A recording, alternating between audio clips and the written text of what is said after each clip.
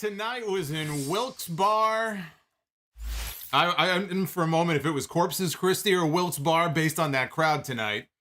I don't know what was up with that crowd tonight, but the crowd woke up a little bit at the end of the show because we ended up getting a Money in the Bank cash-in on Raw tonight. That always is an easy way to wake up the crowd. Everybody gets all excited, right? They think they're going to see a title change at the end of the night. Austin Theory becomes the latest name to cash in Money in the Bank and fail. Now, he has some pretty good company in that because John Cena once cashed in Money in the Bank and failed. Of course, when John Cena cashed in Money in the Bank and failed, he was challenging for the WWE Championship. When Damian Sandow challenged for the WWE Championship on Raw, cashed in his Money in the Bank and lost, it was for the WWE title. When Baron Corbin, who I always said was the worst Money in the Bank cash-in I've ever seen, cashed in on SmackDown, he cashed in for the WWE Championship. Tonight, though, Austin Theory had other plans. Austin Theory decided that on a night where Seth Rollins was going to be coming out to defend his United States Championship, okay, a mid-card title. Now, I know it's the de facto top belt on Raw because Roman Reigns doesn't work Mondays. But when Seth Rollins came out tonight, he was issuing an open challenge for the United States Championship, a secondary title on the roster. Austin Theory decided, you know what? Now would be a great time for me to come out and cash in my Money in the Bank briefcase.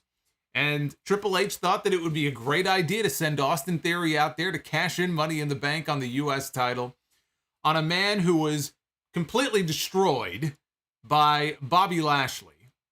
So mind you, he's cashing in for the U.S. title on a guy who just got his ass handed to him, and he still couldn't get the job done. Austin Theory fails in his Money in the Bank cash-in, and you know, he has that finish A-Town down.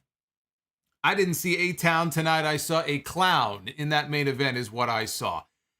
Austin Theory, think about the year that he has had. Think about where he was at the beginning of this year when he was doing all those segments with Vince McMahon. He was Vince McMahon's hand-picked guy. He went to WrestleMania. He was in a prime position at WrestleMania this year. Vince put the Money in the Bank briefcase on him. And look at what has happened to Austin Theory ever since he won that briefcase. It's like that briefcase was the worst thing that ever happened to his career. Because 9 times out of 10, when you would see this guy on television, he's always losing. He was losing more after he won the briefcase than he was before he won the briefcase. But you thought, okay, this is what they do with Money in the Bank winners. They beat them and they beat them and they beat them because in the end, they're going to win, right? So it doesn't matter. Only he didn't win. He lost again. So Austin Theory comes out of this show tonight looking like the biggest fucking goof all year here on Monday Night Raw. And if there was ever any doubt that he was a Vince McMahon guy, but he's not necessarily a Triple H guy. See, I wasn't sold on that. Because I thought Theory, he's gone out there. He's had some pretty good matches on TV. He's been showing, you know, in the ring with Kevin Owens and stuff. He had some real great matches where he showed, you know, the talent that he has. He was able to go out there and have some long matches on TV. But my God, if you were wondering, is he a Triple H guy? Is Triple H going to pick up where Vince McMahon left off and push Austin Theory as the future of this company? I don't know how you can watch this show tonight or even the last couple of months that we have seen Theory on TV and not think that Triple H just said, you know what? He was Vince's guy. Vince wanted the briefcase on him. I don't. And so let's just find a way to get the briefcase off. And that's what they did. That's what they did tonight. The bell rang. Always possible that they could pull some kind of bullshit on TV next week and say, well, you know, there was interference. It doesn't count. The bell rang. So the cash-in is official, and Seth Rollins is still the United States champion. The cherry on the shit sundae for Austin Theory. I'm still just trying to wrap my head around what we saw here at the end of this show tonight. Now, he does have the built-in excuse that Bobby Lashley not only beat up Seth Rollins, Bobby Lashley, who I love the booking of Bobby Lashley on this show. Bobby Lashley was a fucking destroyer at the end of this show tonight. He was beating up Ali, he was beating up Rollins, he was beating up Theory. He looked like a world beater. He looked like a man who was pissed off that Brock Lesnar got lucky against him at Crown Jewel. Because even at Crown Jewel, Bobby Lashley was dominant. Brock Lesnar got by the skin of his teeth. Bobby Lashley should be upset. He should be pissed off about what happened in Saudi Arabia this weekend. So I like that. I like the fact that Lashley came out there and he was pissed at the world. But I don't see how anybody can objectively watch what they did tonight and think that, well, this is good for Austin Theory. The only way I could justify why he would cash in for a shot at the U.S. title is that, you think about it in storyline. The Bloodline has been completely dominant. Roman Reigns has been champion now for over 2 years. Nobody can beat this guy. Logan Paul was the latest. He couldn't get the job done either. And so Austin Theory, if you're Theory in kayfabe, right, you're looking at this and you're going, I'm on Raw. Not that that's ever stopped people from showing up on SmackDown anyway, but I'm on Raw. Roman Reigns rarely even shows up on Raw. I've tried to cash in before. He tried at SummerSlam, right? He failed there too. He was made to look like a fucking geek at SummerSlam. He was made to look like a fucking geek at Clash at the Castle when Tyson Fury punched him in the face. And he was made to look like a fucking geek tonight. So I don't want to hear from anybody that, he wasn't buried, he wasn't this, he wasn't that. You tell me. Look at the booking of this guy the last 3-4 months, and you tell me, what else would you call that? At every turn, he has been made to look like a goof. And tonight was just the climax of the entire thing. I guess you could look at it and go, at least they're making the U.S. title out to be something special. That he would look and say, you know what, I really want to be the United States champion. I'm going to cash in for that. It does make the U.S. title feel a little bit more valuable that he would want to cash in his briefcase, but it makes him look like a fucking idiot. He cashed in for a lesser title, and he still couldn't win. He cashed in for a lesser title, and he lost. And so that, my friends, is the end of the Austin Theory experiment, at least for a while. But what's interesting now, you look at what they did at the end of the show. Seth Rollins, is he a babyface now? Last couple of weeks, he's come off more like a babyface than a heel. Bobby Lashley. Crowd was cheering him at the end because they love seeing him kick everybody's ass, but he's been coming off a little more heelish over the past week. They certainly treated him like a heel in Saudi Arabia. They cheered Brock and they booed Bobby. Is Bobby going to be a heel now going forward? Is Rollins going to be a babyface? You talk about burials, look at Mustafa Ali. Look at what they did with Ali tonight. I figured Ali was going to answer the open challenge. I thought, okay, it's going to be him. And they're going to have this long 20-minute match on TV, and it'll be competitive, but in the end, Rollins will win. Good job, kid.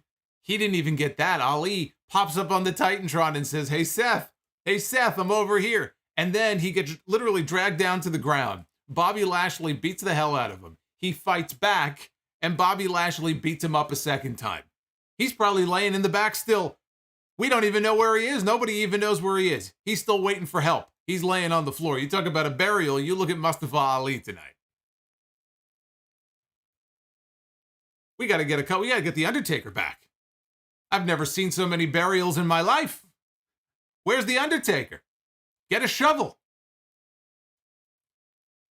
As far as the rest of this show, I think the crowd honestly had a lot to do with it because they weren't excited for anything except what they were seeing at the end of the show. I wasn't feeling the show at all. A good part of the show just dragged. I thought it was pretty boring, most of this show. I just didn't find much of it to be exciting. We did get the setup for the Women's War Games match coming up at Survivor Series. We now know most of the participants. We still have 3 names yet to be announced. We know on one side it's going to be Bianca Belair, Asuka, and Alexa Bliss with 2 partners taking on Damage Control and Nikki Cross and a 5th person. So the Women's War Games match has taken shape. The Men's War Games match, not yet. We don't yet know what the makeup of that match is going to be. But speaking of Nikki Cross, the new 24/7 champion. And here I thought Triple H was going to just let it fade into the abyss. And I'm watching the show and they say, coming up next after the commercial break, Nikki Cross and Dana Brooke are going to wrestle for the 24/7 championship. And I just thought to myself, oh my God, I can't believe they're going back to this again. I thought we were done with this. Then the match happens. Nikki Cross wins the ugly green belt. And then she's in the back. And Nikki Cross it's like she's in a trance. She's got a big smile on her face. She's looking up at the ceiling as she's walking. She's got the belt on her shoulder. And she's walking down the hallway with Damage Control. And as they're approaching the garbage can that's in front of them, I think the idea was that Nikki Cross was going to dump the 24/7 title in the trash can. She missed, and the title hit the floor instead. So even the garbage can said, I don't want that fucking thing. That title wasn't even good enough for the trash. It ended up on the floor instead. May it rest in peace. Here, I'll even put the confetti up here. We get the confetti celebration because it appears the 24/7 championship is no more. I can't believe some of the comments I saw. We had people talking about maybe they're going to turn it into a women's intercontinental title. Maybe Triple H will treat it with the respect, of a secondary championship, and he'll do better with it than Vince McMahon would do. The title is irredeemable. It is a joke. It is not meant to be taken seriously. The whole concept of the belt was meant for comedy. R-Truth parlayed a year's worth of television or more. What am I talking about, a year? Fucking 2 years worth of television out of this fucking belt. Now we're not going to be seeing R-Truth for a while because it looks like he's pretty seriously hurt. So get well soon, R-Truth. But thank you, Nikki Cross. It's the thought that counts. She didn't quite hit the mark, but with any luck, the title shattered into a million pieces when it hit the floor. Rest in peace. Again, get the Undertaker, get the shovel, and bury it 6 feet under. This is your Monday Night Raw review for November 7th, 2022. I am the Solomonster. Boy, this review is more animated than that television show was tonight. Hit the subscribe button if you have not already done so. Super chats are open, including we had Seth Rollins in the main event. We have a new Seth Rollins $35 super chat. But the special dono amounts are in the description down below. Drop a like. If we can hit 500, we will do Be the Booker at the end of the night tonight. I know we are already well on our way to smashing that goal. So again, let's get to 500 if we can. And a quick reminder that we are going to be doing our next live watch-along on the channel on Wednesday at 1 o'clock Eastern. So we have the Dynamite stream Wednesday night. But just bookmark that, Wednesday, 1 p.m. Eastern, live. 25 years to the day of the Montreal Screwjob. We're going to watch Bret Hart and Shawn Michaels. And that whole thing, from entrance to end, that'll be on Wednesday if you got some time in the afternoon. So come on back and join me then. We got to dive into this show first before we talk about any of that. The show opened with a 20-minute talking segment. Oh, joy! I always love when a show starts with a 20-minute talking segment. See, it's okay if I start this show with a 20-minute talking segment. That's what I do. I talk. I talk to you. Like LA Knight, let me talk to you. A wrestling show opening with a 20-minute talk segment, it better be a damn good talk segment. And the thing about this segment is it actually was pretty good, but you would never know based on the reaction of the people who were sitting in the stands watching it. We had the Usos and Solo Sikoa. They were in the ring. The fans chanted for Sami Zayn. There was no Sami Zayn on this show tonight. They talked about breaking the New Day's record this Friday on SmackDown, which if they beat the New Day, they will become the longest reigning tag team champions in WWE history. Kofi Kingston and Xavier Woods interrupted. They came to the ring. See? SmackDown guys coming to Raw. Raw people going to SmackDown. Austin Theory could have snuck over to SmackDown with a referee anytime he wanted to. I'm just saying. So Kofi congratulated the Usos for retaining their tag team titles at Crown Jewel. And Xavier Woods spoke about Friday's match, and he said that he and Kingston would keep the record intact. And the Usos agreed that the New Day are a hell of a team. They were putting them over. The Usos were putting them over. They were giving them their props. Said that it must feel good to be the second best tag team in WWE. Woods pointed out that he and Kofi are first-generation wrestlers, and he accused the Usos of getting by based on their family ties, insinuating that they had it easy because they come from a wrestling family. And so they kind of got their foot in the door and they had an advantage over other people. They had a leg up. Usos didn't like that, said the New Day wouldn't know what pressure feels like. You have no idea what real pressure feels like when you have to live up to the standards of your family. So that got Xavier heated. And he told them not to talk to them about pressure. He says, pressure is sitting in catering and wondering when you're going to get fired. He said, pressure is starting a YouTube channel outside of the company, that being Up, Up, Down, Down, just to get noticed at work. He said, pressure is making your debut and you're supposed to be positive and happy people and getting booed every week by the crowd, which is what was happening with the New Day at the very beginning of their run together. He told them, don't you dare talk to us about pressure. And Jey Uso said that, if we never forfeited that match, there never would have been Kofi Mania. So you're welcome. And I like that little callback. That was good. That was a callback to the gauntlet match on SmackDown the year that Kofi went to WrestleMania and beat Daniel Bryan to become WWE champion. Usos forfeited their match. And they allowed them to get the win so that Kofi could get the match with Bryan. So I like that little callback there. Jay told Kingston to stay home this Friday. Stay home with your kids. Stay home with your kids. That way you'll be safe. Everything will be cool. Let us do what we do. And Kingston said, look, what kind of a father would I be to my children? What kind of example would I be setting if I just gave up and said, okay, I'm going to stay home? So this was good. This was a good back and forth. In front of any other crowd, it would have had the people really pumped up. In front of this crowd, I know it's the last season of The Walking Dead, but I didn't know that, they actually had literal zombies in the crowd tonight. I don't know what the fuck was going on in Pennsylvania. Well, I guess maybe they're so obsessed. They have the big election day tomorrow. Maybe they're so focused on the election. I don't know. But then whatever good was coming out of this segment went out the window when Matt Riddle's entrance music hit. And he came out with his bongs.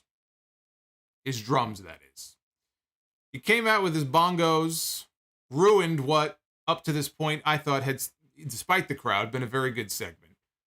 Riddle repeated his running joke about hitting the bong. You want to hit my bong? Woods hit the bong.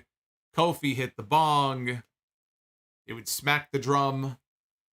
He looked at Solo Sikoa and said, you wanna hit my bong? And Solo just had that stone face. He was stoic. Didn't react. So Riddle got Jimmy Uso to bang on his drum, but he was having a little too much fun. He was banging on the drum over and over again, and Riddle had to remind him, you tap twice, and then you pass. A little weed humor there. Then he offered Jey Uso a chance to play the drums, and he noted that things haven't been so oozy lately. So Jey slapped the drums, and Riddle said, no man slaps his bong. This was just dumb, not even funny WWE comedy that's just so fucking corny and ruined what really up to this point had been a serious segment promoting this big title match they have on TV this Friday. And as soon as Riddle came out doing all this shtick, it just turned the whole thing into a joke. So then Riddle called for a 6-man tag, and he tried to start a New Day Rocks chant. Crowd didn't really play along. I groaned when he came out. As soon as he came out, I groaned. But I love the history lesson between the Usos and the New Day. These are two teams that have been going at it now, literally, when I say for years, you can trace their first matches back 8 years. These are teams that have been going at it for 8 years. So there's a lot of history between these two teams. And they did a pretty good job, I think, of really building this match up to be a big-time main event on SmackDown this Friday. After the break, it was the New Day and Riddle against the Usos and Solo Sikoa. Bloodline isolated Riddle coming out of the second break. And when he started mounting a comeback, the crowd actually came alive a little bit for the first time tonight. Sikoa tagged in. He tried to stop him. Riddle, though, ended up getting the tag to Xavier Woods. Kingston and Woods double-teamed Sikoa.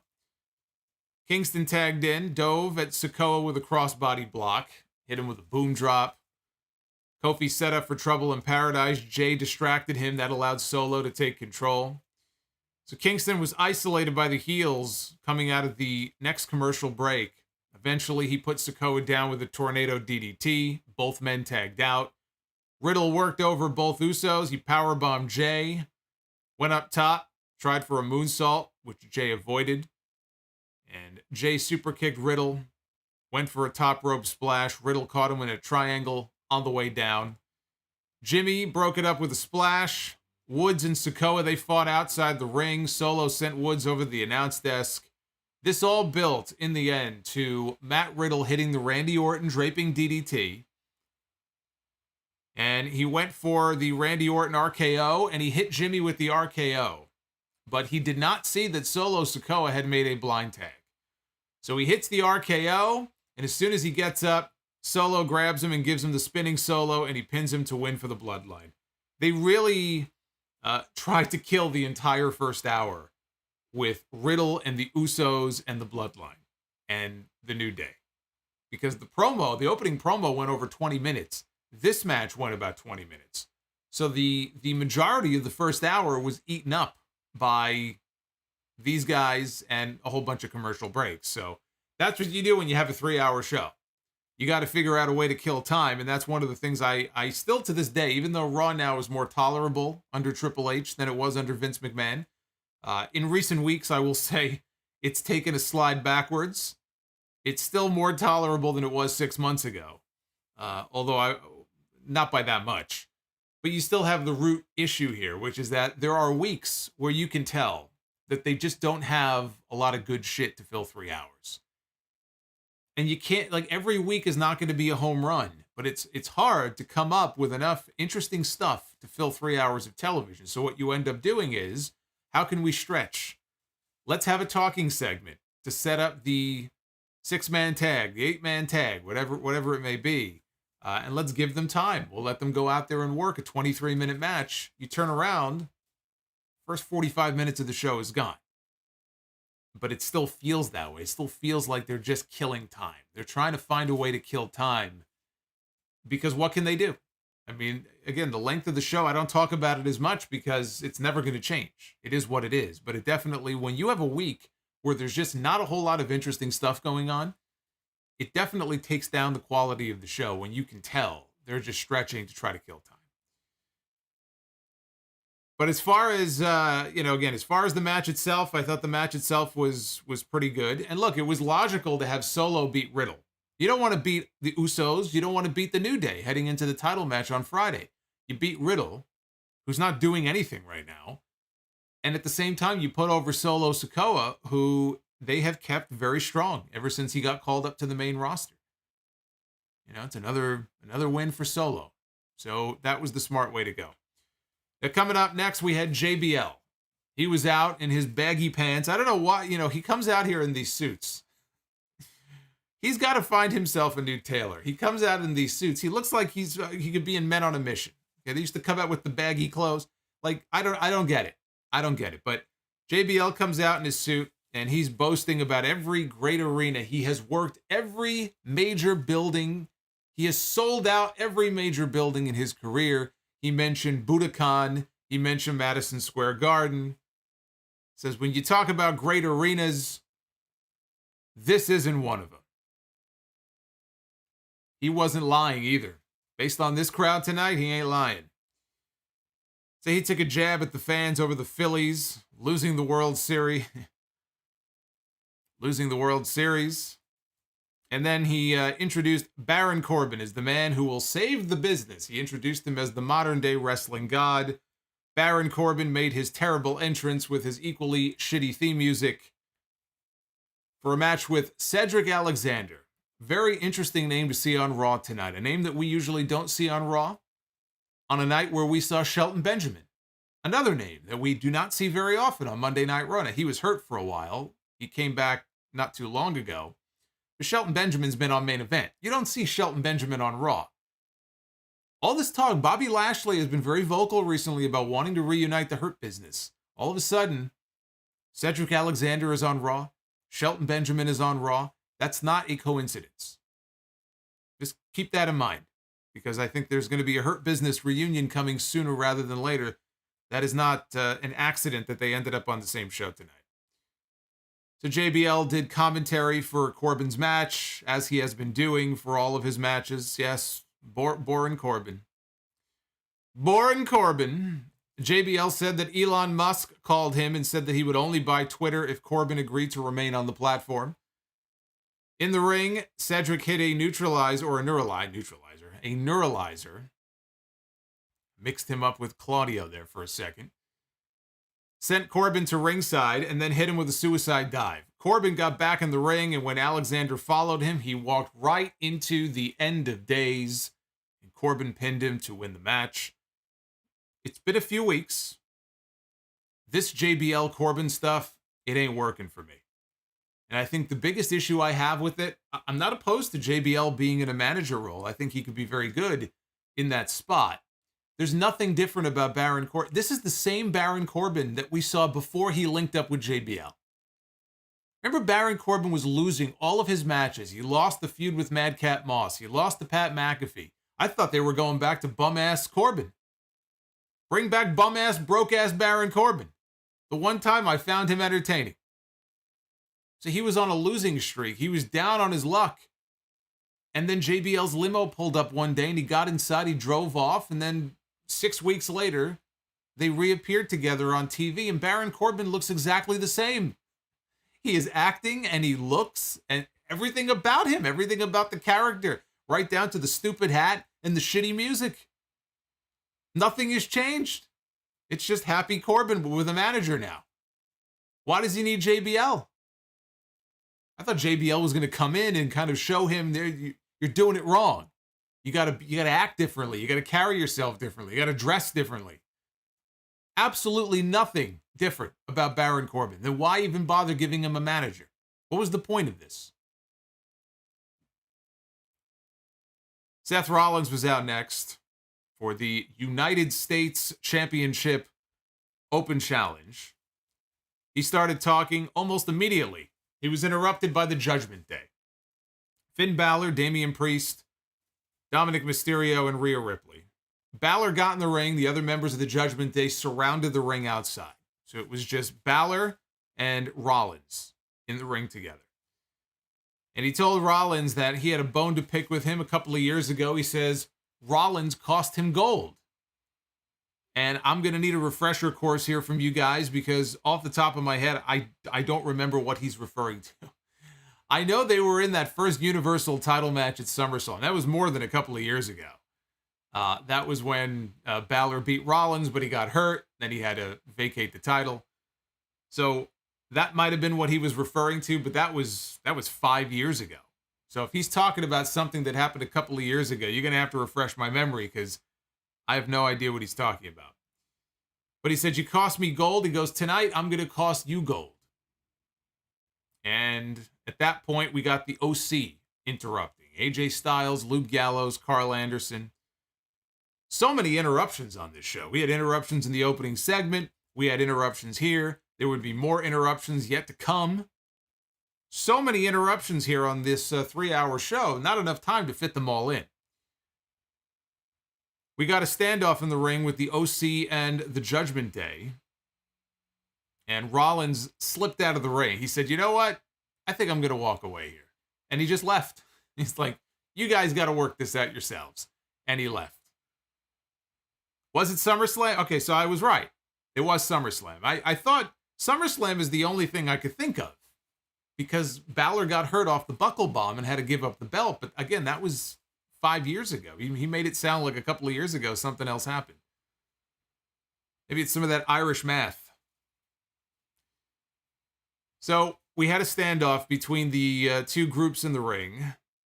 And AJ said things between the OC and the Judgment Day were far from over. Finn Balor said the only thing over in the ring is the Judgment Day.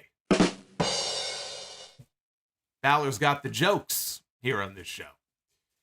Styles said the problem is that it's always been OC outnumbering them 4-on-3 because they have Rhea Ripley, right? You got the Rhea effect. And so that's been their issue.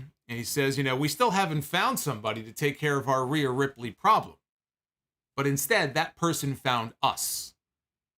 And at that point, they cut to the floor, and we see that there's a hooded woman who attacks Rhea Ripley on the outside, and she pulls the hood down to reveal Mia Yim, as if you couldn't tell from the blue hair. Even before she pulled the hood down, it was pretty obvious who it was. But she pulls it down. It's Mia Yim. She got the Cole Carter reaction when he came out as the fake Sting on Dynamite last week. It's Cole Carter from the factory. Stone cold silence. That's the reaction that Mia Yim got here. I think it's a combination of two things. The dead crowd, and literally corpses in the crowd, and the fact that people, more than half the crowd just didn't know who she was. But you put those two things together, and it's just no reaction whatsoever. So the OC battled the Judgment Day in the ring. Yim worked over Ripley with a kendo stick on the floor. Mia threw Ripley over the barricade into the timekeeper's area. Gallows and Anderson, they cleared Dominic and Priest from the ring. So that left Styles and Balor face to face in the middle of the ring. Styles got the better of the exchange. Balor fled the ring. And Styles ended up putting Dominic down with the Styles Clash. I will say, just based on the level of experience that Dominic has, and I mean, he's been training and doing this now for a few years, but as I saw AJ doing the Styles Clash, just knowing there have been a handful of people who have taken that move wrong in the past, I kind of held my breath for a second. I said, don't tuck. Whatever you do, don't tuck your head. But he took it fine. So, I mentioned this on the podcast. There had been some talk about Raquel Rodriguez possibly being called over from SmackDown. And she would be working with the OC to counteract Rhea Ripley. There's a history there between Raquel and Rhea from NXT. So instead of Raquel, and this is all, eventually Beth Phoenix is going to come back. We know that. They're just taking their time with it. It's only a matter of when. But instead of going with Raquel, they end up going with Mia Yim. And, good for Mia Yim. Good for Mia Yim, just like good for Dakota Kai, good for Io Sky when Triple H took over, getting a chance, getting a shot on the main roster. But I couldn't help but think, as I'm looking at some of the people that Triple H has brought back, and some of the women that Triple H has brought back, I'm looking at this thinking to myself, Triple H is playing 3D chess here. He's hiring back the wives of some of the men who he's going to want to bring back to the company. I mean, that's kind of how it looks to me. Wouldn't be surprised if there's a little game of 3D chess going on here, right? Hey, Malachi, we're waiting for you. Hey, Keith Lee, we're waiting for you. How much you want to bet Lana is going to be the next one to get a phone call from Triple H? So we had an ad for SmackDown and the World Cup tournament coming up on Friday. They announced that the winner of the SmackDown World Cup is going to get a chance to challenge Gunther for the Intercontinental Championship. And without knowing who's even in this World Cup, the first name that popped in my head and my early pick as the winner of the World Cup is Drew McIntyre. I think this could be the setup for a Drew McIntyre title match with Gunther, whether it's at Survivor Series or, again, we don't know over what period of time this tournament is going to take place. My guess would be the finals would be at Survivor Series. And if so, I think we may be getting a Drew McIntyre and Gunther match. I still would not do the title change there. I had somebody ask that question to me the other day. How would I feel about Drew McIntyre being the one to win the title? And then you can have Drew drop the title to Sheamus at WrestleMania. And I was adamant in my answer to that person. I don't want to see Walter lose before WrestleMania. WrestleMania is the perfect place for him to drop that championship and lose his first match. And I want that to be against Sheamus. I wouldn't mind if they add Drew and they make it a triple threat, but I look ahead to WrestleMania and the direction of that title and the direction of, where do I see, Walter or Imperium? What are they going to be doing? It needs to be Walter dropping that title to Sheamus or WrestleMania. So I really don't want to see anything derail that. But if we end up with the Drew McIntyre-Walter match, I think that would be phenomenal. So he's my pick to win the World Cup without even knowing who is in the tournament. We had Otis against Elias. Elias hit a few strikes. He got distracted by Chad Gable, which allowed Otis to hit a World's Strongest Slam and get the pin. Not much to it.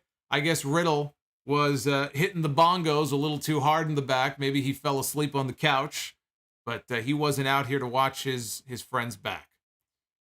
Or, if we're lucky, they've just completely abandoned that whole story altogether, and we're not going to have to worry about Riddle and Elias doing anything together on TV. In the back, the Judgment Day was with Byron Saxton. They were very frustrated about what just happened out in the ring with the OC and Mia Yim. Rhea Ripley was actually the calm one here, but she said, hey, bring it. Mia Yim, bring whoever you want. Bring the whole army. She'll take them all on. And then as the Judgment Day went to go walk away, Bianca Belair walks into camera frame because she's on her way to the ring for the next segment. We had a little crossover here with Rhea Ripley and Bianca Belair. I just got done talking about this not even a week ago. There's your WrestleMania match right there for the Raw Women's Championship. Bianca Belair and Rhea Ripley. This was the seed. This was the first tease. Just seeing them on screen together.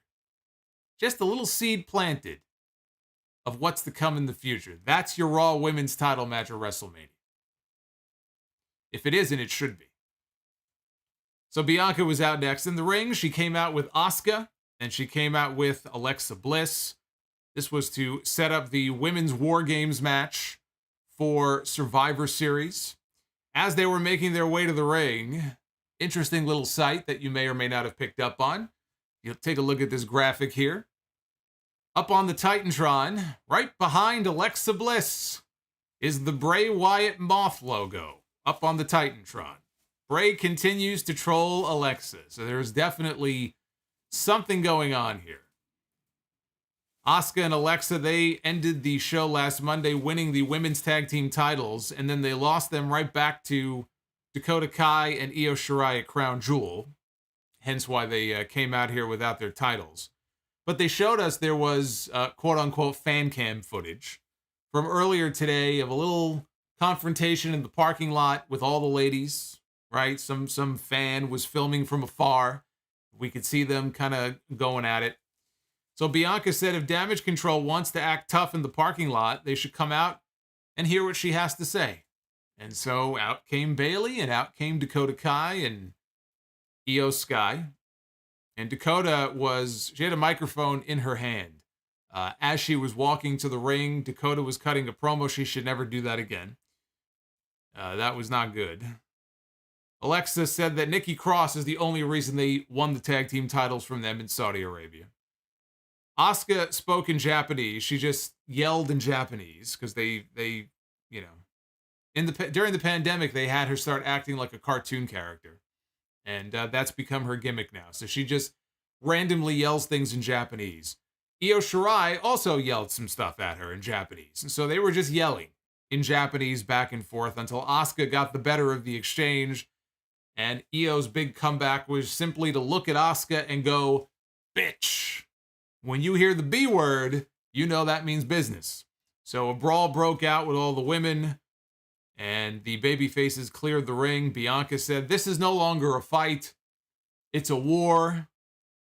And then the challenge came to a War Games match. The only thing that was missing here was William Regal. His voice will be missed. As they set these War Games matches up, his voice will be sorely missed. Nikki Cross attacked Bianca from behind and then joined Damage Control in working over the babyfaces. She laid out Alexa Bliss with a neck breaker. The four heels left the babyfaces laying, and Bayley looked down at Bianca and said, we accept your challenge. And so it is official. I am also ready for this feud to be over. War Games needs to be the blow-off, and that needs to be the end of this. I am sick of Damage Control and Bianca and Asuka and Alexa. I'm already over it. And this did not get the reaction that I'm sure they were hoping it would get. When Bianca first made the initial announcement of War Games, I think they had to be expecting a bigger pop or a bigger reaction. This was not the city, this was not the building, and this was not the crowd tonight, on this particular night, to expect any kind of reaction because it didn't get much of one.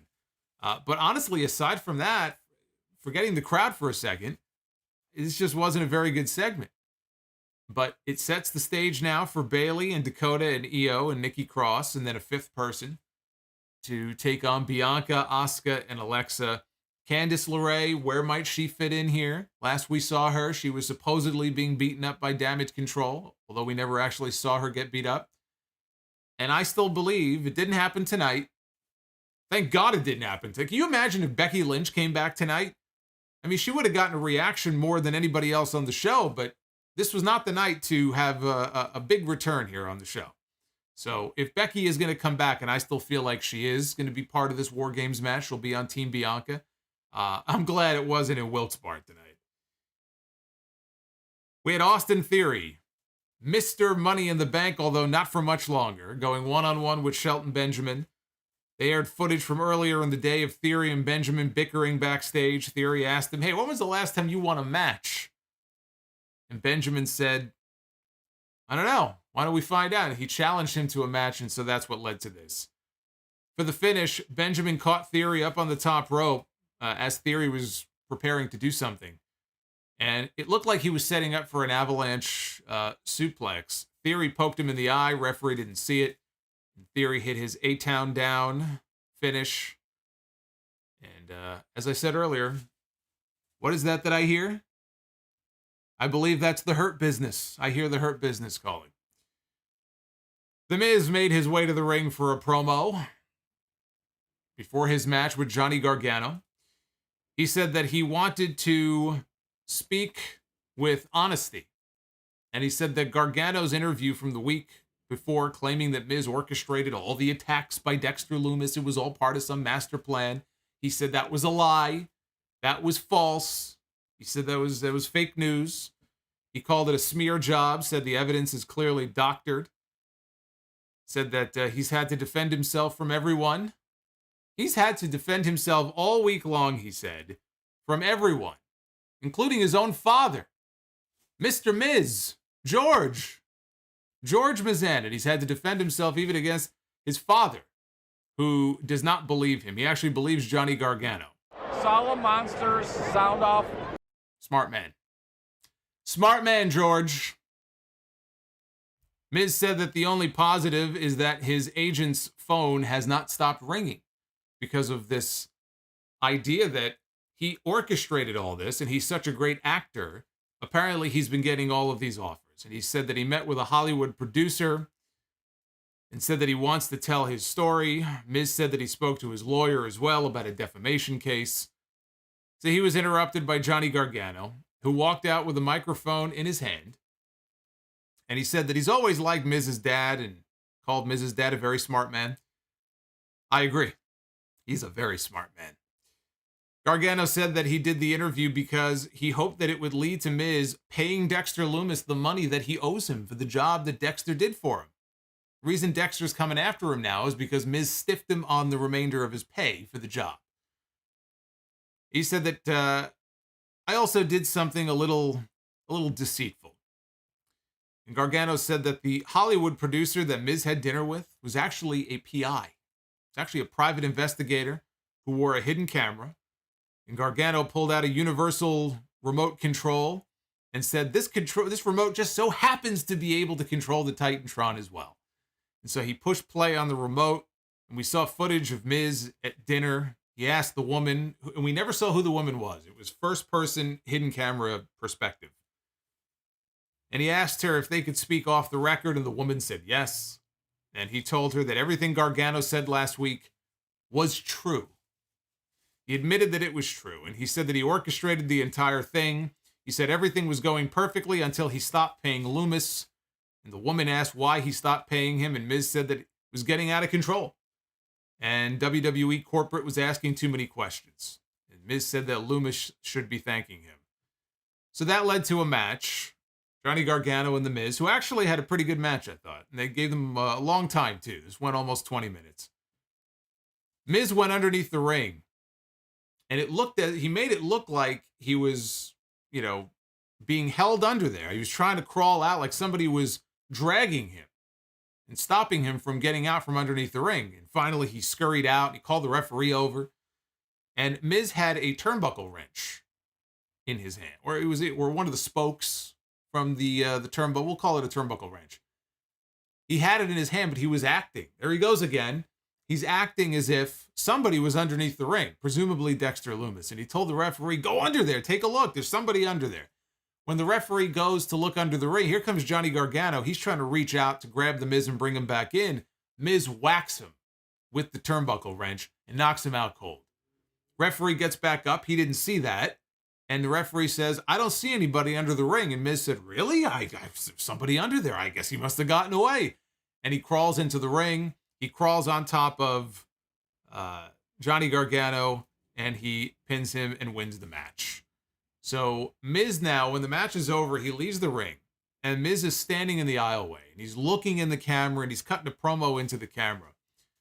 When all of a sudden, Dexter Lumis runs out. And he hits Miz in the back with a chair. Security shows up. They chase Lumis into the crowd. I couldn't tell. It looked to me like Dexter came from the back. It could have been that he came out of the crowd and kind of circled around into the aisleway. But the reason I bring that up is because he's in storyline. He's not under contract. He's not on the roster. He's not an official member of the roster. So it wouldn't make any sense for him to do a run-in from the back. It looked to be like he came from the back. Again, maybe I'm wrong, but if he came from the back, I think that was pretty dumb. So then we had Nikki Cross, who had Damage Control in her corner with her, advertised for a 24/7 championship match against Dana Brooke. And as I saw the graphic before the commercial break, previewing the fact that there was a 24/7 championship match coming up on the flip side of this break, I lost my mind and I thought to myself, I thought we were done with this shit. Triple H, I've given him praise. We haven't seen the 24/7 title on Raw in weeks, months. All of a sudden, we're having a 24/7 championship match on this show. I said, we're going backwards. We're regressing. We're going back to July. What are we doing here? Thankfully, he had a plan in mind. Bayley sat in on commentary. Nikki dominated. It was 2 minutes of her basically just beating Dana's ass. She hit the neck breaker. She pinned her. This was the most anticlimactic title change that I have ever seen. You watch this back. This was the quietest championship change that they have ever done on any of their shows. Nobody cared. Not one single person gave a shit that this title changed hands in this match, which speaks volumes about what people think of this title, which is why I said the title is irredeemable. There is no fixing this title. There is no making it fun or making it mean something. No. The title has been a complete waste of television time now for years. At first, there was a novelty about it. I used to love the 24/7 hardcore title, the 24/7 rule on the hardcore title when Crash Holly had it back in 2000, 99 into 2000. At the time, it was very innovative. It was very clever. The different segments, and he'd be in his hotel room, and there, Patterson and Briscoe were trying to get the belt, or the Mean Street Posse is chasing him through the fucking, the airport, and he's crawling through the luggage machine, or he's Funtime USA on the super slide and in the ball pit. It was fun. And I look forward to those segments. When Mick Foley introduced the 24/7 title back when he was the GM, people were excited because they thought, oh, it's like the old hardcore title. It's going to be great. And we saw what it kind of devolved into. My biggest issue with it was the pure laziness of it. Vince McMahon loved the idea, I'm sure, right? Because we saw it on television every week. And then he just decided to never deviate from the formula. So every single week we would have the 24/7 parade of morons running through and interfering in matches in the middle of a match. R-Truth or Tamina or Dana or Akira Tozawa would just be randomly running away from people who, the catering crew, who weren't doing anything else.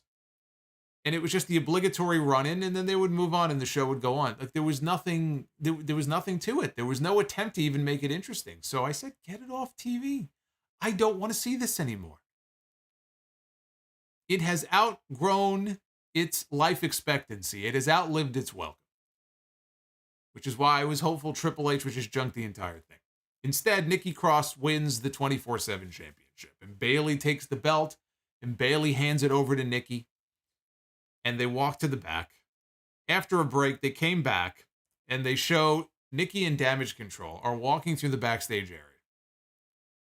And Nikki has a smile on her face, and she's looking up into the sky. She's looking up, up into the EO sky. She's looking up at the ceiling as she's walking, as she's got the title draped over her shoulder. As she's walking, she passes by a garbage can. And without even looking, she just unloads it, and the idea was, and there's no way that it was meant to go down the way it did. She was supposed to throw it in the garbage. It missed the garbage somehow. I don't know how that happened, but it missed the garbage and it fell on the floor. And Nikki just didn't break. She kept looking up, and they just, Damage Control kind of like was looking at that going, huh? And they just kept walking. Nobody said a word about it. There was nobody when the segment was over who kind of snuck up and took it away. And, now I'm the 24/7 champion. That could still happen, by the way. I don't want to give Triple H too much credit until I see next week's show. Because next week's show, you watch. We'll have, I don't even know. Who's hanging out in the back? Ali. Ali didn't have a lot of luck with the U.S. title tonight. Maybe Ali needs to go find the 24/7 title. That could be his consolation gift. I'm waiting until next week before I give Triple H too much credit for this here. But it fell on the floor, and it made a thud too when the belt hit the floor. And part of me thinks that it's even better that way, because my hope is that when it hit the floor, the title smashed into a lot of little itty-bitty pieces. Remember when Mr. Perfect took the hammer to the Winged Eagle belt and he smashed it into a bunch of pieces? That's how we got the Hardcore title years later. My hope is that that's what happened. And then they can scoop up all the pieces if they want to, and they can put it in the warehouse. You could trot it out every year for fan access. You could put it in a little display case. Here lies what used to be the 24/7 title.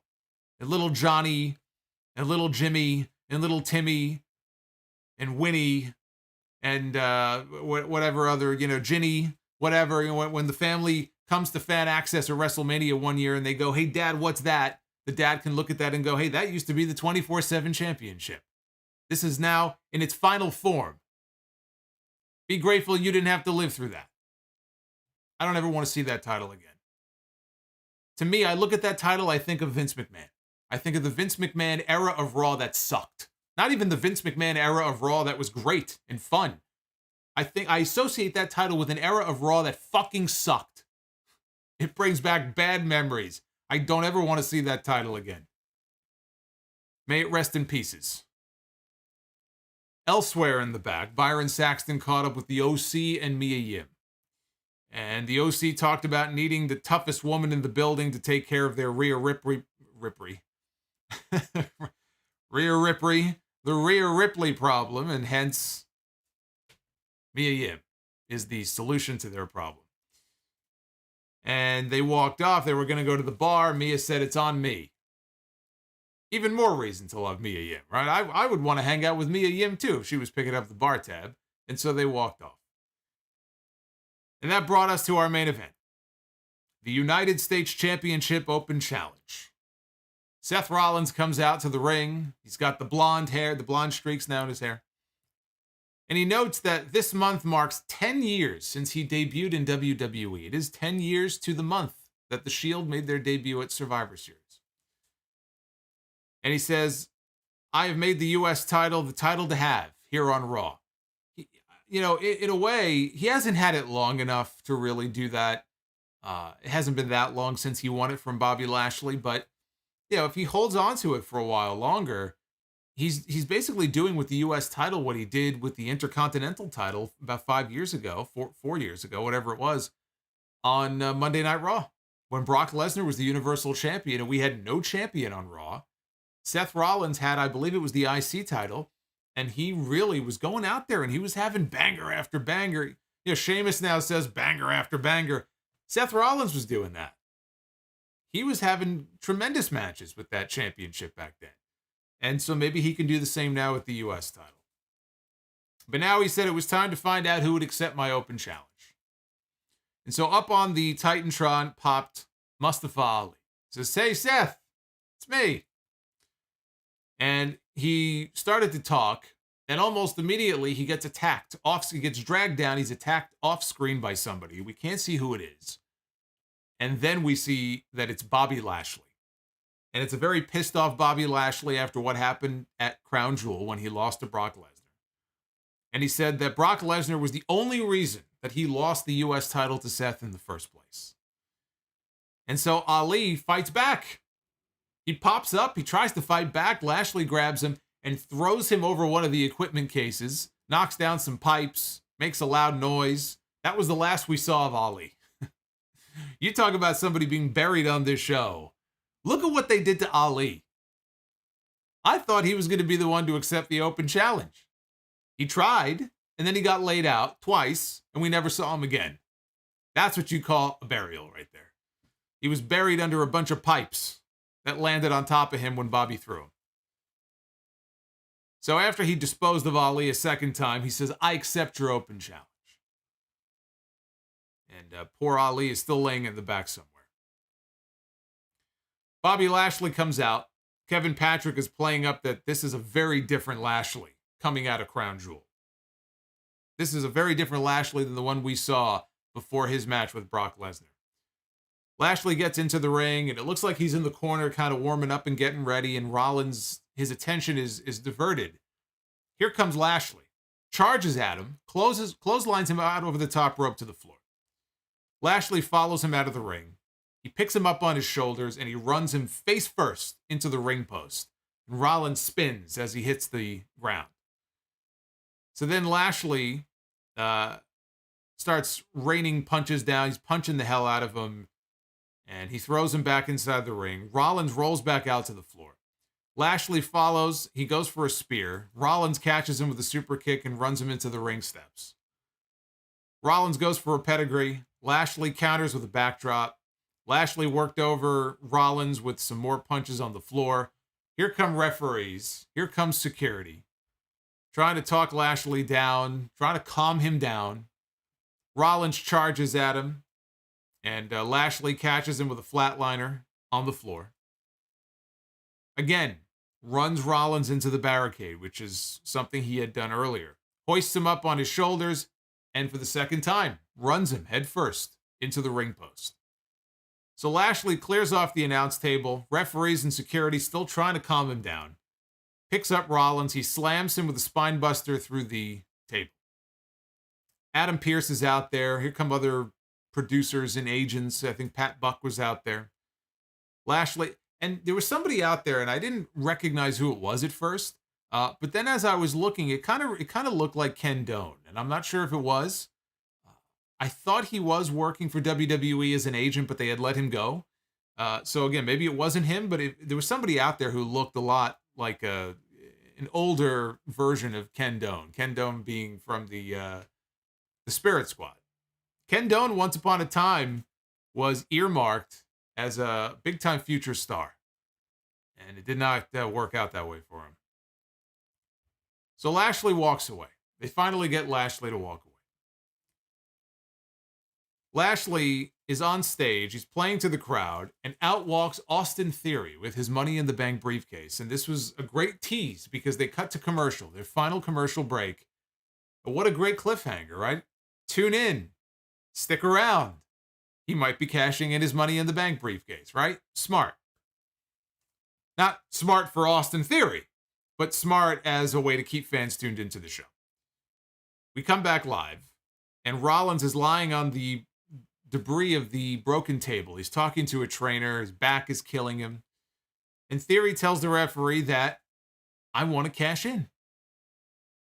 And I'm thinking, okay, until the bell rings, we know it's not official, right? We've been down this road before. Referee takes the briefcase, and Theory gets Rollins back in the ring. They ring the bell. So that's it.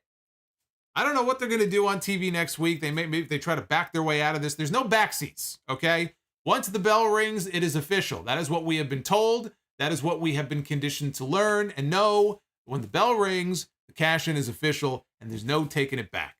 So I'm thinking, are you kidding me?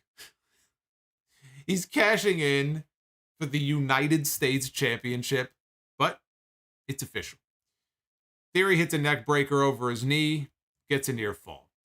He hoists Rollins up onto his shoulder. He's going to go for the A-Town down finish.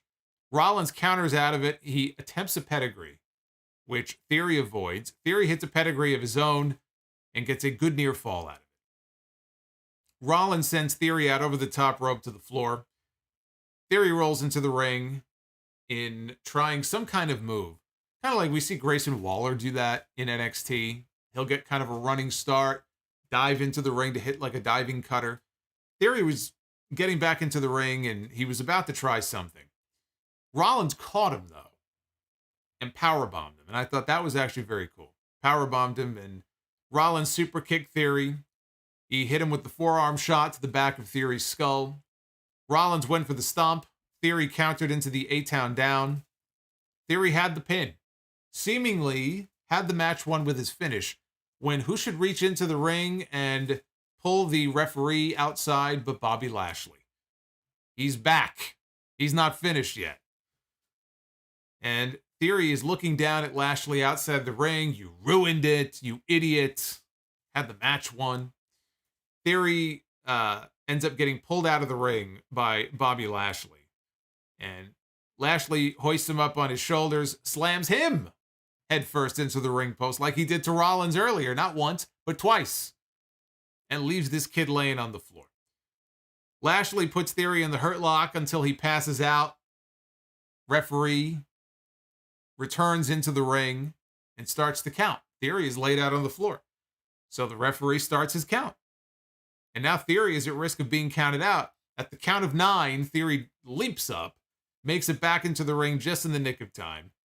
But in doing so, Rollins ends up hitting the stomp, and then he makes this. He didn't even pin him right away. He hit the stomp, but Rollins was hurting, so he kind of slow crawled over on top of Theory, and he covered him, and he got the pin to retain the U.S. title. And this will go down at, I don't see how this.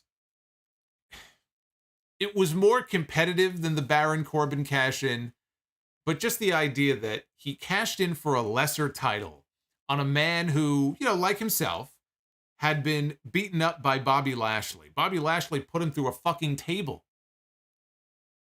He cashed in for a lesser title on a man who was just beaten up by Lashley, and he still fucking lost. If this isn't the worst Money in the Bank cash-in of all time, I don't know what is. At least the Corbin one. He was cashing in for the world title. He got caught by surprise. I think he got pinned in like 8 seconds or something. It was over like that. Again, I always consider that to be the worst one. This one, I think, topped even that one, just from a logic perspective. Just completely ridiculous. And now we'll see if Seth Rollins is going to be booked more as a babyface, or if it's just kind of coming off that way right now, and then he'll settle into a feud with another babyface. I don't know, but it certainly comes across to me like they're in the midst of turning him. Lashley, I don't know where they're going with him as far as heel or babyface, but the one thing I loved about this is Bobby Lashley as a monster. He came across, he was beating anything that moved. He beat the hell out of Rollins. He beat the hell out of Ali. He beat the hell out of Theory. He beat the hell out of Brock on Saturday. This is the Bobby Lashley that I want to see. And if Bobby Lashley wants to reunite the Hurt Business, then I say let him reunite the fucking Hurt Business. He wasn't wrong in that interview he did where he broached the idea. He said, everybody in this company is part of a group right now. Let's get the band back together because the Hurt Business never had a proper ending. And I said, he's right. You've got the Bloodline, you've got the OC, you've got the Judgment Day, you've got Damage Control, you've got Imperium, you've got the Brawling Brutes, you've got Legado del Fantasma. So what's another group, right? Gang warfare in this company. So I will praise forever what they did with Lashley tonight. But Austin Theory, this is the very definition of a burial. When you look at the way that he has been booked, look at how his stock has fallen. I'm not saying he's going to be next on the cut list or anything. He could still go on to be a future world champion, but my God, the booking of Austin Theory from where it was months ago to where it is now, it's like, who did he piss off? Who did this guy piss off? It's unbelievable. Knocked out and made to look like a goof at SummerSlam when he tried to cash in. He got F5'd on the floor and laid out. Clash at the Castle, like I said, punched out by Tyson Fury when he tried to cash in. Now he does cash in for the U.S. title, still made to look like a geek. There's no way you can tell me that this was anything other than a fucking burial of Austin Theory here on this show. He and Ali, I guess they can share a hearse on the way home. But anyway, that was Monday Night Raw. It got interesting at the very end. Not necessarily in a great way, but it got interesting at least because the rest of this show I didn't think was very interesting at all. Take a look at the poll. Oh my goodness, look at this. 27% thumbs down. That is by far the worst score any of the Triple H Monday Night Raws have gotten in these polls. Not even close. Not even close. That is the worst. 32% thumbs in the middle and only 40% thumbs down. I thought actually the thumbs down would be higher, but if you combine the thumbs in the middle and the thumbs up, then that would be higher than the thumbs down. So technically, this show actually got more of a positive score than a negative score if you combine the thumbs up and the thumbs in the middle. Anyway, let your voices be heard. Election day is today. I don't want you to vote there. I want you to vote here first, at Solomonster. Go vote there. That's the vote that counts the most. This is the most important vote. At Solomonster on Twitter. It is technically election day since it is after midnight. So, oh my goodness. What a night. What an unbelievable night. 24/7 title, junked. Money in the Bank cash-in foiled. What a night. What a night. All right, let's get into your questions here. Let's dive into this. Let's dive into this. Here we go. Where do we begin here? So many comments, so little time. Hey, Deep Delicious Chicken with Flavor says Mia Yim back in WWE. Good for her. Yeah, no, I'm happy for her that she's getting a shot. There's been rumors about Chelsea Green. We'll see if she ends up back in WWE. She was plagued by injuries. You know, with Chelsea Green, I think it's more a question of can she stay healthy than anything else. Joseph Brooks. If Johnny Cage were a real person, would he be the perfect heel champion? Also, could you see The Miz playing him in a future Mortal Kombat game or movie? Yeah, I could see The Miz playing Johnny Cage. I think he said that he wants to play Johnny Cage. Johnny Cage would be a good mid-card heel. Deep Delicious, Solomonster, I tried to give the AEW women's division the benefit of the doubt, but I can't anymore. Well, you got to listen to the segment that I did on the podcast yesterday, talking about Jade Cargill in the women's division. Go back and check that segment out. Hey, Lovelife, thank you for the double chat. Odds of Dana Brooke breaking Roman's record. And then moments later, edit, no chance in hell. So you answered your own question. Justin Jack, the 24/7 title has moved up in prestige level from one used sock to a pair of new socks. Pair of new socks? No, I would say it's a pair of socks with holes in them and cheese on the bottom of them. Shin Akuma says, happy 15 years. Thank you, Shin. Yes, we are celebrating 15 years of the podcast this month. Justin Jack says, Mustafa Ali buried because of tweet. No, I don't think it had anything to do with his tweet back to Braun Strowman. I just think, it just goes to show you where he is in the pecking order right now in this company. Kevin Dunn's Beaver, how is your mental health? Are you doing well? I'm very tired, but otherwise I'm doing okay. Thank you for asking. Hyru says Theory got Corbin. Brother, I think this was even worse than Corbin. Dick Johnson, I don't even watch the product, and I know that Sammy probably should have won that case instead of Theory. Sammy was the name that I put out there months ago before Money in the Bank even happened. Sami Zayn, I believe it was these years sort of run together. But Sami Zayn would have been a much better choice. Just think of the intrigue. Don't worry, Roman, I'm not going to cash in on you. I'm actually protecting you. I'm going to win the briefcase and hold on to it so nobody else can cash in on you.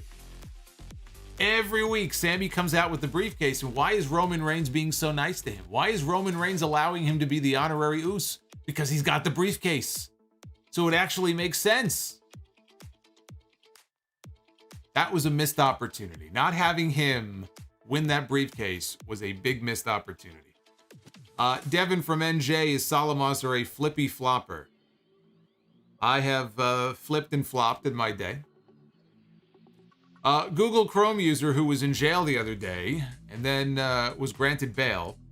Now it is Google Chrome user has court tomorrow morning. Happy 15 years. Thank you for everything. Well, thank you, and I wish you well in court tomorrow. The Tall One 93 with the $10 super chat. Austin could have challenged Roman straight up and lose clean. The Austin Theory. I thought you were talking about Stone Cold Steve Austin. I just did a whole segment on him yesterday, too. The mid-card titles are not structured to be so important that you would waste your own guaranteed championship shot on an inferior title. Dumb. You know what's even dumber is that Rollins was out there with an open challenge. And yet he still felt like tonight's a good night for me to cash in my Money in the Bank briefcase. Not on a WWE title match, but on a lesser title with a guy who was already issuing an open challenge to begin with. It's just stupid. Hyru says it's not a town down, it's a clown. Yes, that's what I said. It's a clown down. Carl the Crab, within kayfabe, is Theory the dumbest wrestler in history, cashing in his guaranteed world title shot on a mid-card title during an open challenge. He's pretty fucking dumb, yes. Tay-Tay the Savior, how do you make Austin Theory look like a dummy? Just watch Monday Night Raw tonight. There's your answer. Tripod. Wilkes Bar? More like Wilkes Bard from the arena. Har, har,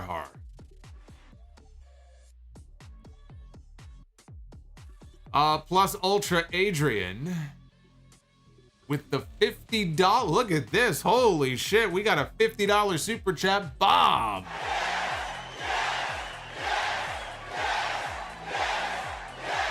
Plus Ultra Adrian. You get the yes chant tonight. Says, I hit big in Reno this weekend and wanted to share some of my winnings with the good old Solomonster. Also, I do feel bad for Austin Theory. Vince retired and Theory's push went with him. It sure seems that way. I didn't think so at the beginning, but I mean, how do you look at what they've done now with him and come to any other conclusion? How do you come to any other conclusion? Adrian, thank you for the $50, man. Aussie of Steel. I can't imagine how Theory must be feeling. From working in storylines with Vince McMahon to being completely crapped on now, I feel bad for the guy. Rizzo, do you think Ali is on his way out? I've thought about that. There was certainly a time where he wanted it. He asked for his release. He didn't get it. If I'm Ali, I don't want to go anywhere, because if his plan would be to go to AEW, he ain't going to be much happier in AEW. If his plan would be to go work for AEW, he'd be spending most of his time on fucking Dark. So I would think long and hard if I were him, if he still has interest in walking away. Rodimus Prime, simply dumbfounded at what I saw tonight. Nothing about that made any sense. Austin Theory officially has the worst cash-in of all time. Pathetic. Justin Jack, really enjoying your Raw review. Justin Jack, thank you. James Hollins with $4.99. Should the Hurt Business reform, including MVP and Omos, and face the Bloodline at War Games next year, because this year would not make any sense. You're already booking War Games for next year. You're assuming the Bloodline will even still be together at that point. I wouldn't be so sure of that. GCC 305, hey Solomonster, if Drew McIntyre is Lex Luger of 1993, is Theory the 2010 Drew McIntyre? Here at work overnights listening to you. Thank you. No, I wouldn't compare him to anybody. This is a whole new level of just stupidity. Austin Theory has kind of carved out his own category now. I wouldn't really compare him to anybody else. Deep delicious chicken with flavor. Austin Theory will be laying back in bed thinking and staring at a picture of Vince McMahon in his hotel room like the Wolverine meme. Metal Rules with the $10 super chat. Austin Theory, the 21st century Barry Horowitz without the mullet. Rizzo, after listening to the podcast today, I got a different perspective about Karrion Kross. I don't mind Scarlett interfering because he is a heel, so it makes sense. I still think that they should tone it down, where it's not literally every single match. Hyru says, I hope we get Bate and Dragunov in the World Cup tournament. That is exactly what I pitched the other day on the podcast, so... obviously, I agree with you. I think that would be a fantastic way to introduce them. And get them on the same roster that Imperium is on. Dr. Dakota Scorpio, the 24/7 moment will go down as an iconic wrestling moment that lives on for at least a few weeks. It also will be front and center in the next Botchamania video. Queen Fire Panda, rest in peace, 24/7 championship. You will be missed. Especially by Solomonster. Oh yeah.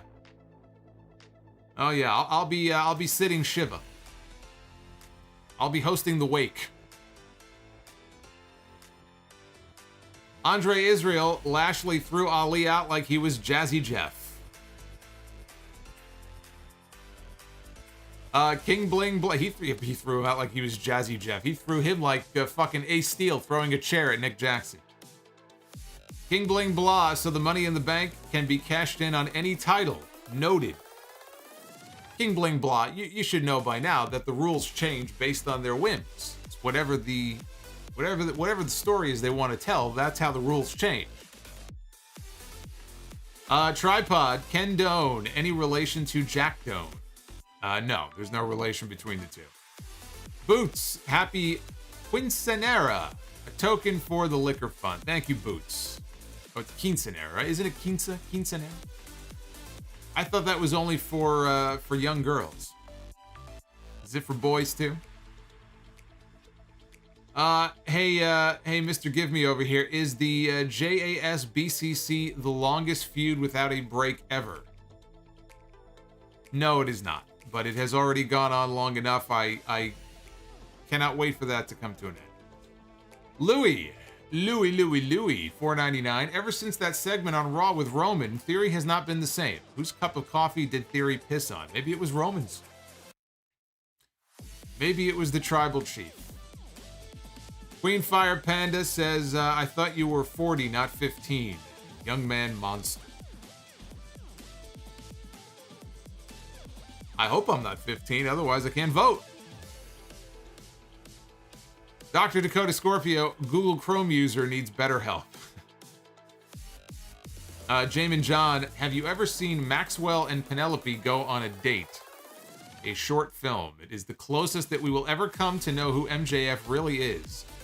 And he sings pretty well too. Oh, I thought you were talking about Maxwell, Jacob Friedman, and Penelope Ford being an item all of a sudden. I said, whoa, what happened here? Did I miss something? No, I have not seen Rizzo, what's worse, Otis Money in the Bank or Theory's Money in the Bank? Theory. Theory's Money in the Bank was worse. And Tripod says he got flung like Macho Man did to Gorgeous George. Deli, I hope somebody checks on Ali. I hope somebody checks on the poor guy. He's gonna need help. He's gonna need better help, is what he's gonna need. I got a code for that. Ali, I can hook you up. I got you. Thunder Knight says Triple H doesn't believe in theories. Dr. Dakota Scorpio, all these theories, and we ended up with a stupid one.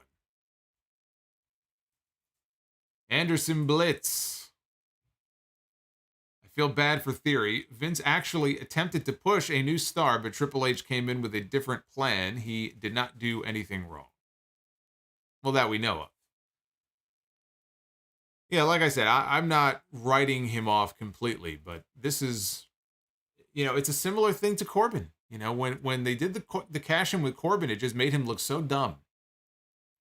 And I don't think he really ever recovered from that. And so you have to look at Theory and wonder if it's going to be the same situation with him. Are people going to just look at him differently now from now on and just not be able to get over the way that he's been booked for all these months?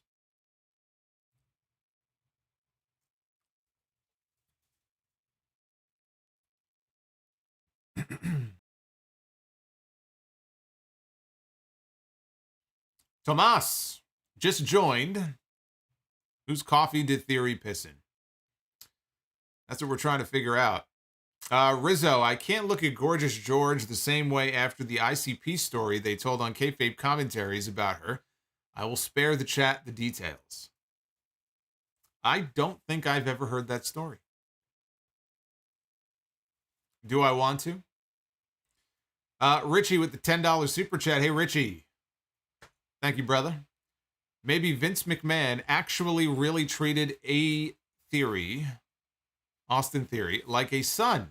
Not just on screen, but behind the scenes. And Triple H probably got pissed off about that. So it makes sense. I just realized I had a double logo here on screen. Here we go. The whole fucking time. I had two logos on screen. How come nobody told me? I rely on you guys to tell me these things. You let me down. You let me down. Anyway, as we look back on this Raw show tonight, I am just flummoxed by their handling of that Money in the Bank cash-in at the end of the show. We knew Theory was not going to be cashing in on Roman Reigns. It just wasn't going to happen. It wasn't going to happen now. It wasn't going to happen 3, 4, 5 months from now. But to do it the way they did it tonight and just blow it off in the way that, he won this in July. He's been carrying the briefcase since July. And for him to lose in the way that he did tonight under these circumstances, I don't throw that word. You don't hear me throw the word bury or burial around very often because it is an overused term. And people a lot of times will use it incorrectly and they'll just, a person loses one match. Oh, they're buried, right? And it drives me nuts. So I typically try to avoid that, but I just don't see how you can watch what they've done with Theory building up to tonight and then do what they did with him tonight and look at it as anything other than a fucking burial.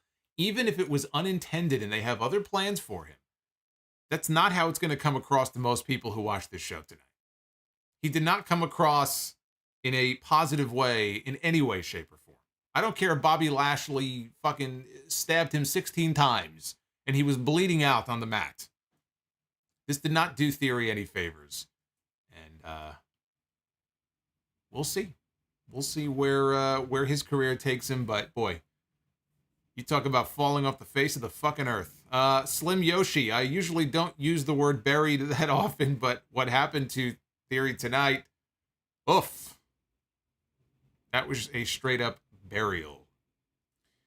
Tomas says, is the Money in the Bank concept dead? So many people keep failing while cashing in. It does not seem like a prize worth having in theory.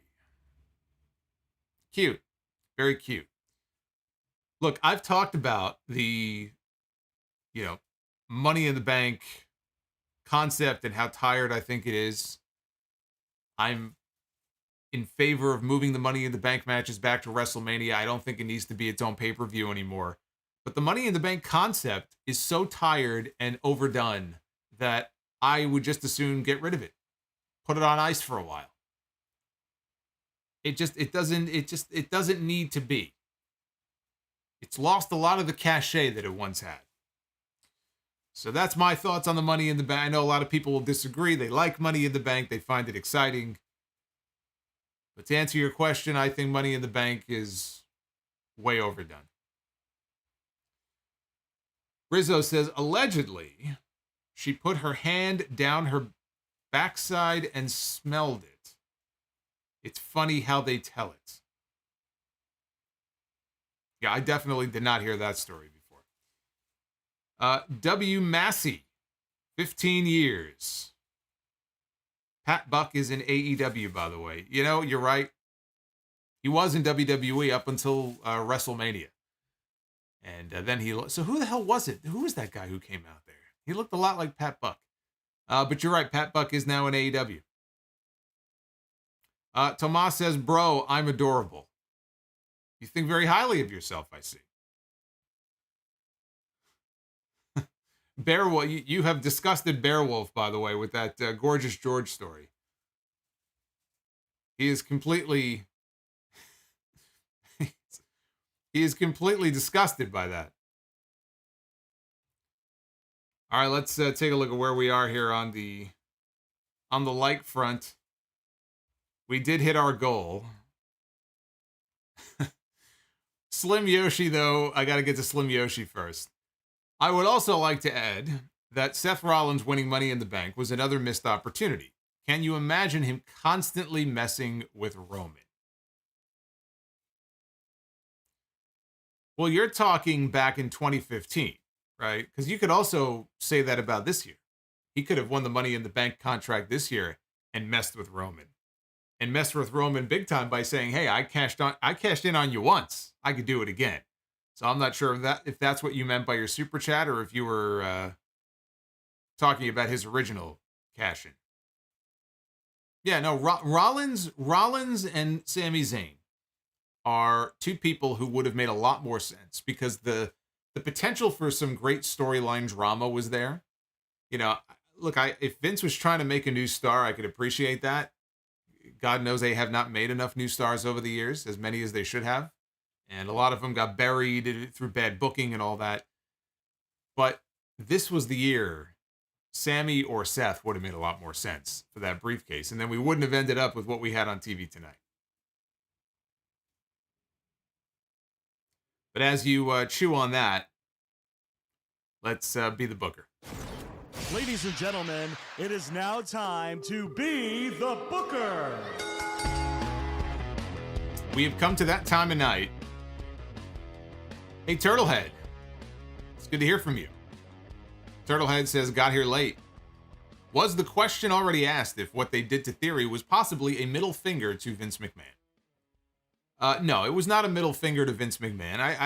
I look at this and I just think Triple H did not book Austin Theory to win Money in the Bank. And so they had to find a way out of it. This was his way of getting out of it. You know, Theory was not his guy in the way that he was Vince's guy. And this was Triple H's way of moving on from this. But it is time to be the booker.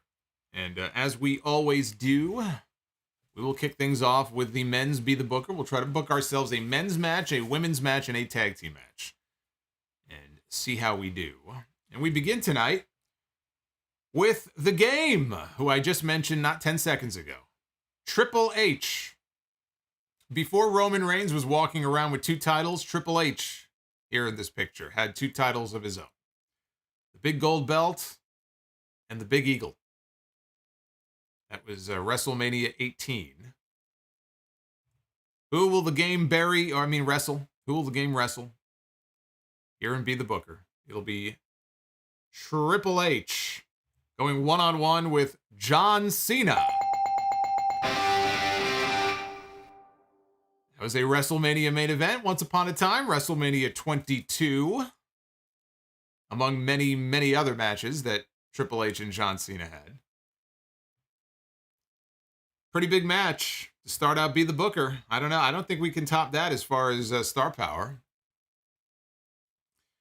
Let's try with the women, though. We begin with the always lovely Maryse. There is Mrs. Mizanin. Back in her younger days, that was the Divas title era of WWE. There's Maryse. Maryse will be stepping into the ring to do battle with AJ Lee. Oh my. This is going to get people excited in the chat. AJ Lee in the same ring with Maryse. How you guys think about that? All right, let's see if we can go 3 for 3. I want to hit the trifecta tonight. I want to start this week off on a good note. I want to do the opposite of what we saw in that main event tonight. So let's see here. We got MSK, Wesley and Nash Carter, former NXT Tag Team Champions. A shout out to JM. He's been a Sound of Legend channel member for over a year. Greetings from Denmark. He says, good morning. I just realized that Theory lost the briefcase. Kind of had the feeling he would not win the title from Roman.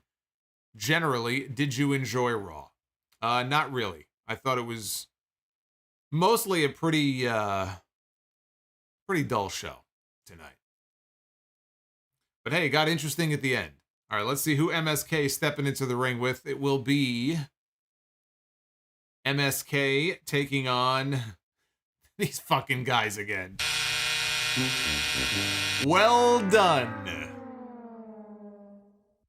From the era of WWE where everybody had to have a fucking gimmick. Timothy Well and Stephen Dunn. Well done. Well, that was not well done, but we got 2 out of 3. And I am willing to accept that. I am willing to accept 2 out of 3. You know how many times I've landed on well done? Of all the tag teams I have in there, I keep landing on them. Rizzo dropping $2 here for Boombox Brock. Says Maryse and AJ. OMG, I'll be the ref. You be the ref, I'll be the ring announcer. Richie with the $5 super chat. It would be funny if Austin Theory was landed against Triple H on Be the Booker. Well, we know who would be winning that match if we did. But thank you guys for getting me to the likes goal tonight. 500 was the goal. And you guys hit that, and I thank you for that. Hey, Jamin John, thank you. He's got a super chat coming in. Is the Elevation X match in TNA the worst gimmick wrestling match? Rhino and AJ had a match, and thank God both men suffered no injuries after the match. If you have a list of the worst gimmicks in wrestling history, it is probably a pretty safe bet that a good chunk of them are going to come from TNA. I recall them doing a reverse Royal Rumble. That used to be a thing in TNA. Yeah, probably from the Russo era, there were a bunch of matches like that. Uffman Entertainment.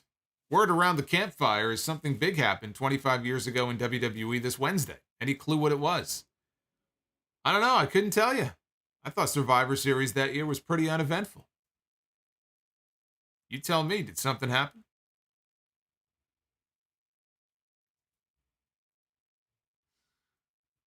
Anyway, I will be with you guys on Wednesday live for the Montreal watch along, 1 o'clock Eastern, and then back with you after 10 p.m. that night for the AEW Dynamite review.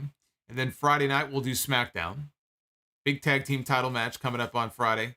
Usos trying to break the all-time record. Stepping into the ring with the New Day. So we'll do that. We'll hang out. We'll have some fun. But I think we have covered all that there is to cover here tonight. A very bizarre episode of Raw. I don't know what else to really say that hasn't already been said. Thank you for all the kind comments about the 15-year anniversary this weekend. I appreciate that. I appreciate you as we continue to grow this channel and grow the show. You guys are a very big part of that growth, and so I hope you will stick with me for the next 15. Hey, Rizzo, you get the last word. It says, now, bro, that was a hell of an idea, bro. In fact, it wasn't. There were a lot of really terrible ideas.